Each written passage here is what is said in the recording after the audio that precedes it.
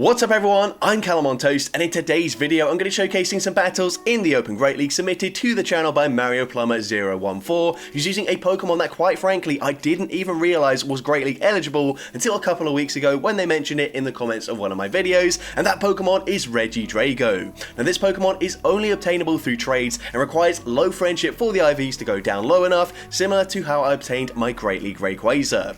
Now one thing that might make this Pokemon even rarer than the likes of a Great League Rayquaza is the fact that it's just not very desirable, meaning there's probably a lot less people that have even bothered trying to obtain one.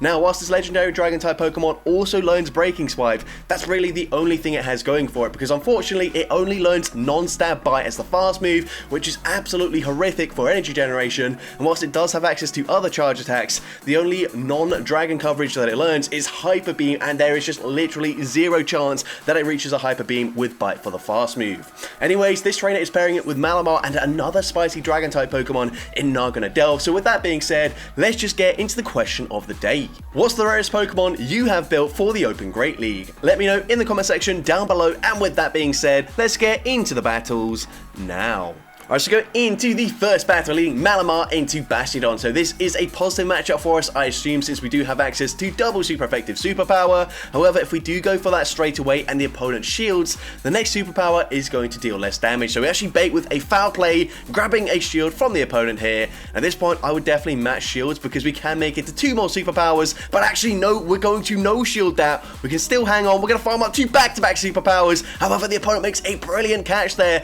catching it onto a Medicham, which has resisted damage. Also, what season does this opponent think it is, running Bastiodon and Medicham together? Either way, we're going to fire off a Fell Stinger here. Fell Stinger is going to be shielded by the opponent grabbing that final shield. We're now going to match a shield here with our Nargonadel as they go for the Ice Punch. We can now just fire off a Dragon Claw as soon as we get there. Honestly, could have maybe gotten away with going for Fell Stinger. However, Nargonadel is not going to do much up against that Bastiodon whatsoever, so boosting our attack doesn't really help us. Instead, we are waiting until we can swap out into our Malamar, snipe with the superpower. Superpower doesn't quite one-shot them from that range, however, it puts them into bite farm down range for the Regidrago. Regidrago is actually somewhat bulky. It's got a very high HP stat, has very low defense, but it does have a sort of average attack stat, so similar to like a Guzzlord or like a Drifloon or something like that. Either way, bite is actually coming in very handy for us here as it's dealing super effective damage. We can fire off the Breaking Swipe. Breaking Swipe actually doesn't quite get the KO. One more bite does the job, and we could have just gone for a bite farm down, but we're going for the BM. We swap into our Nargonadel. We're going to go for a resisted non-stab Fell Stinger for the KO up against the Bastiodon, and we're able to take that game. Into the next battle, we're going to see Malamar into Clodsire. So again, a positive matchup for us into a tanky Pokemon in the form of Clodsire this time around. They're just going to go and fire off a Sludge Bomb straight away, so definitely going to no-shield this. The opponent's then going to swap into a Gastrodon, so we're going straight for Superpower here, meaning we are very likely going to swap into our Regidrago now, grabbing a shield from that Gastrodon. Unfortunately, they do shield that. I think the play probably was go for a Superpower, hope they no-shield, and then go for a bite farm down, because now, unfortunately, you can see even with a 35 energy charge move in Breaking Swipe, we are so slow to make it to the charge moves. You can definitely tell this Pokemon would never reach a Hyper Beam, but we go for the Breaking Swipe. Breaking Swipe is going to put them into bite farm down range, which is very nice. The opponent is going to come in with a Talonflame, and that's actually going to allow us to make it to another charge move. I think that is a big mistake from the opponent. Breaking Swipe grabs a shield. It actually gets the debuff this time around, which is very nice, and that will mean if the opponent doesn't go for a Brave Bird here, Nargonadel, super glassy Pokemon, actually lives a charge move from the Talonflame. We can now fire off a Dragon Claw here. Dragon Claw will be enough damage to get the KO up against the Talonflame. We can now swap back into the Malamar, and we can fire off a Foul Play straight away. Foul Play, not going to do too much damage here, but these Psy Waves are seriously adding up. We can just safely shield up the next Sludge Bomb, make it to another Foul Play, and by the time we do get there, Foul Play should be enough damage here to get the KO up against the Clodsire, and we're able to take that game. So going into next battle, Malamar into a Scrafty. Now this is a very awkward matchup for us because of course we are taking neutral damage from the counters, we are dealing resisted damage with the Psy Wave, but we can't really afford to swap out because Regidrago has double resisting bite up against the Scrafty. It will do very little damage, so instead we're going to stay in. We bait with a Foul Play, super risky because that is double resisted by the Scrafty, but we do grab a shield. We can now fire off the superpower, grabbing the final shield from the opponent, and now we will swap out here, and the opponent is actually actually going to stay in.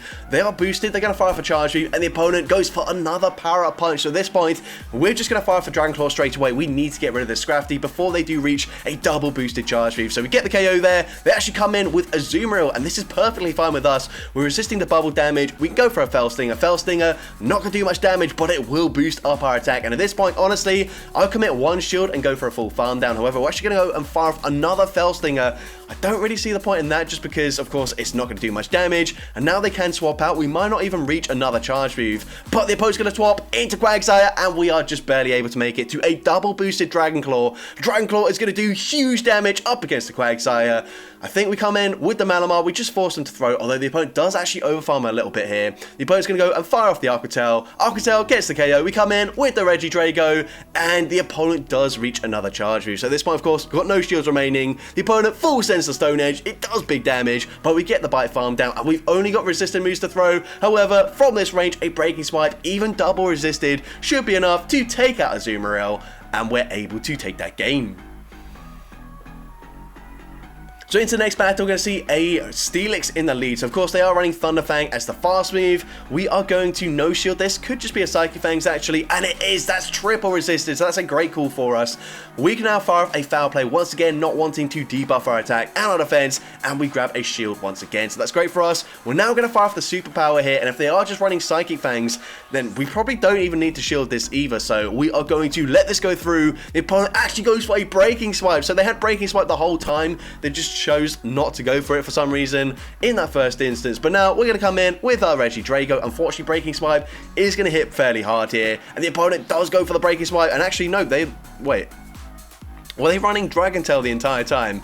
I guess they were, because I didn't notice any Thunder Fang animations. But either way, we are going to go and fire off a Fell Stinger here. Fell Stinger is super effective. It's actually not going to do that much damage, but it would put them into farm down range. So we grab a shield anyways. We're now going to match shields as the opponent baits with a Thunder Punch there. And at this point, I think we just commit to a full farm down. The opponent actually doesn't reach the next charge move. They're probably committing to a Psychic. However, now we can go for a Fell Stinger. Fell Stinger does big damage there, and the opponent realizing there's nothing they can do anymore, so they just concede the match.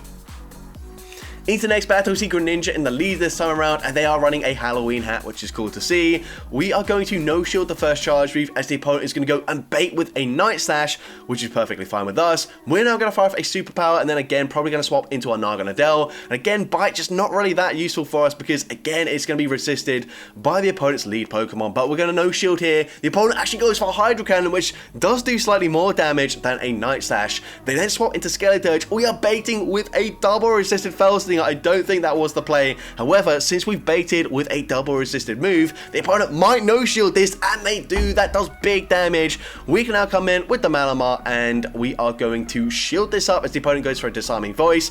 We can now go for a Sideway Farm Down. The opponent comes back in with Greninja, and we are going to double shield our Malamar. I kind of just want to see Regidrago do something, so we swap into the Regidrago. We are down a shield. However, this is just going to be another resisted Hydro Cannon. I don't know why they went for that, but that allows us to get a full Bite Farm Down, and we have a Breaking Swipe loaded to throw into the Venusaur coming in. This should be okay for us. However, the opponent might farm up to back-to-back charge moves before taking us out here, but we are going to reach another Breaking Swipe. So Breaking Swipe number 2 coming through. It's not going to get the KO, but it double debuffs their attack, meaning they have to go for Sludge Bomb here, because a double debuff Frenzy Plant does not get the KO. That allows us to snipe with the Malamar. We go for a Superpower there. It doesn't really matter what we throw. Superpower, even resisted, gets the KO, and we take that game.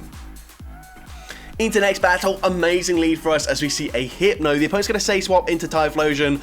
I personally would have thrown a charge move there just because we're going to really struggle to get this Bite Farm down, and we are also really going to struggle to make it to charge move. The opponent already had another charge move here, so we're going to have to shield this up as the opponent goes for a Thunder Punch this time around. We're still going to have to fire off a Breaking Swipe as we can't commit to a full Bite Farm down, so we do have a lot of energy on that Malamar. I think we should have thrown some of it into that Typhlosion, but anyways, we're going to come back in, and unfortunately we don't even get the option to throw a charge move here as the opponent fires off the Ice Punch. They then swap into a Shadow Machamp, and we're going to come in with our our Narganadel now. They do have the energy for the potential Stone Edge. They full send it, and now we can just commit to a full Poison Jab farm down here. Of course, this cross chop still gonna hurt. It puts us unfortunately into one Confusion farm down range, so I personally would have gone for the Dragon Claw here because of course Fell Stinger, whilst it is going to hit for super effective damage, is not going to do much damage. We can now fire off a Foul Play. Foul Play is going to be shielded by the Hypno, and we're going to fire off the next Foul Play straight away. Foul Play number 2 actually doesn't quite get the KO there.